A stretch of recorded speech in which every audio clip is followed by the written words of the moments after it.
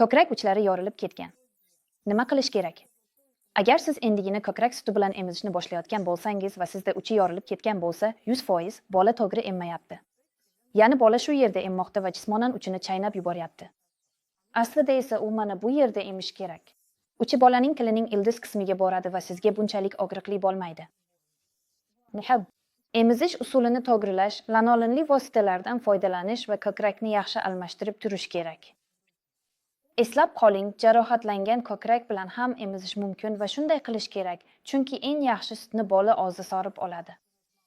Shuning uchun bolani ko'krakka tutasiz. Bu holatda og'riq endi o'tkir emas, chidasi bo'ladi. Ongacha hisoblang. Og'riq ketishi kerak. Siz to'g'ri tutdingiz.